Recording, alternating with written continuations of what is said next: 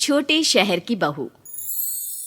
ललिता एक छोटे से शहर इलाहाबाद की लड़की थी, लेकिन उसकी शादी दिल्ली शहर के सर्वेश से हो जाती है। शादी के बाद, ये क्या जी, कैसी जगह रहते हैं आप? ना कोई जानने वाला ना कोई पूछने वाला। ये बिल्कुल सामने वाले लोग भी नहीं पूछते। हमारे यहाँ तो जब तक ये ना पता चल जाए कि मोहल्ले के घर में क्या बन रहा है, लगता ही नहीं कि सुबह हुई है। अरे ये दिल्ली है, दिल्ली। यहाँ नहीं है घर में घुसने वाला कल्चर, समझी? और कोशिश भी मत करना यहाँ ये सब करने की। एक तो छोटा सा घर शुरू होता नहीं कि खत्म हो जाता है। छोटा? अरे कहाँ से छोटा दिख रहा है? 3 कमरों का फ्लैट है मेरा। लेकिन आंगन और छत तो नहीं है ना? बिना छत और आंगन के भला कोई घर घर होता है? नहीं ना। खैर, कौन समझाता ललिता को। सब अपने काम में मस्त रहते हैं, लेकिन ललिता, उसके अंदर का तो छोटा शहर रह रह कर लहरें मारता है। एक दिन ललिता गेट पर खड़ी होती है कि सामने उसे एक बुजुर्ग महिला दिखती है। नमस्ते आंटी जी, आप लोग सामने रहते हैं? नमस्ते नमस्ते। हाँ, हम तो यहीं रहते हैं। पर आप लोगों को तो पहली बार देखा। वो मैं अपने बेटे के पास गई थी ना, अमेरिका, वहीं से आई हूँ। अरे वाह आंटी, आपका बेटा अमेरिका में रहता है? वहाँ तो बड़ा मजा आता होगा ना। फिर आप यहाँ क्यों आ गए? अरे काहे का मजा, बेटा बहू नौकरी करते हैं, हम बुढ़ा बुढ़िया घर के अंदर। यहाँ कम से कम 4 चेहरे अपने जैसे तो दिख जाते हैं। बसत क्या था, ललिता का सामने वालों से बातचीत और आना जाना शुरू हो जाता है।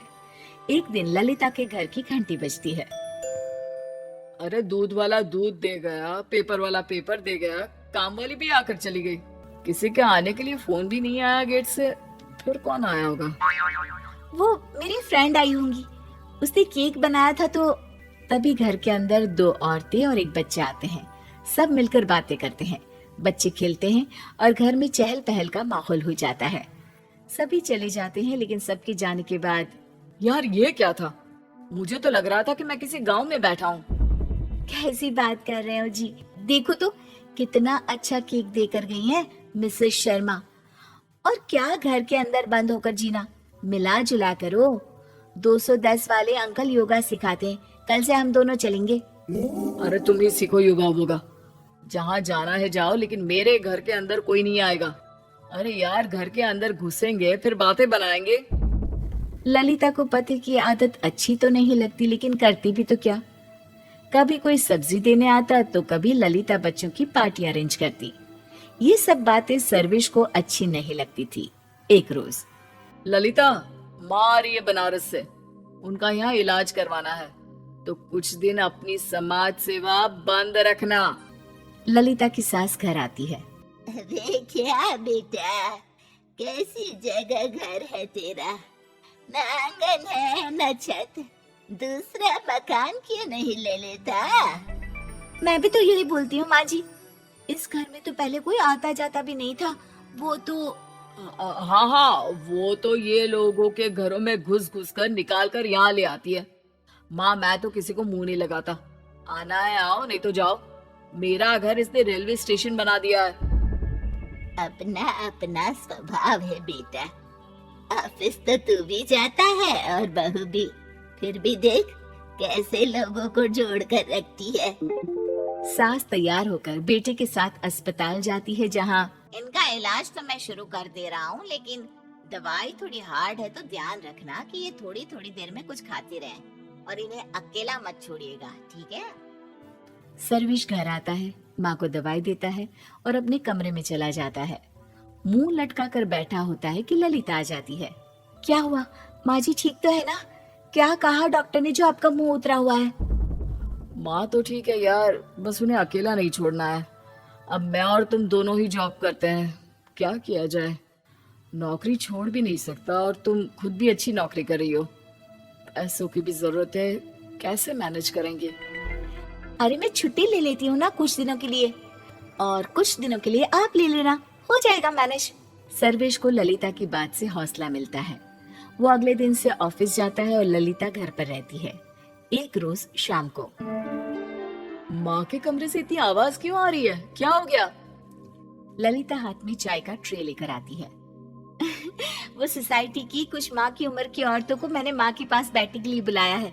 वो माँ का दिल लगा रहेगा ना, इसलिए। सर्वेश को गुस्सा आ जाता है।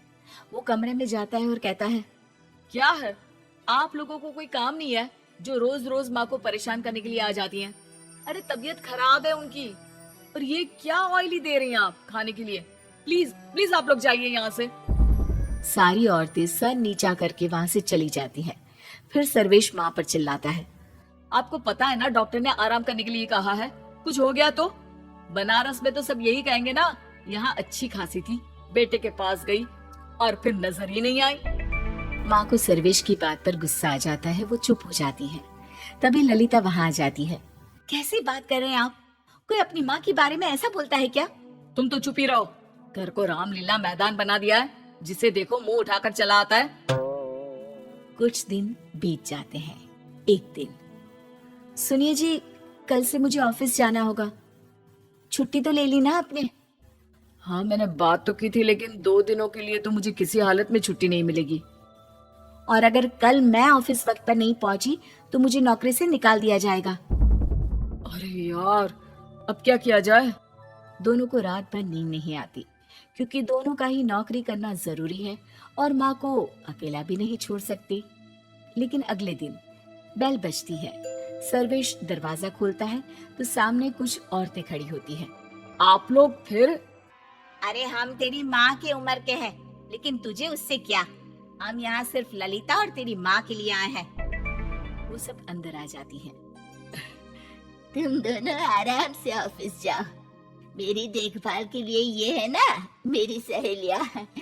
इन लोगों को इतने दिन से देखा नहीं तो तबीयत और भी खराब हो रही थी, लेकिन इन्हें देखकर अच्छा लग रहा है। दोनों मियाँ बीवी ऑफिस जाते हैं और कुछ ही हफ्ते में, अरे ये तो चमत्कार है, इतनी जल्दी किसी पेशेंट को अच्छा होता हमने तो नहीं देखा। सर्वेश घर आता है। माँ के वापस जाने का वक्त हो जाता है। माँ को छोड़ने सोसाइटी की बहुत सी औरतें आई होती हैं। मैं आप सबसे माफी मांगता हूँ। बड़े शहर में आकर मैं ये भूल गया था कि हम सबके अंदर एक छोटा सा गांव जिंदा रहना कितना जरूरी है।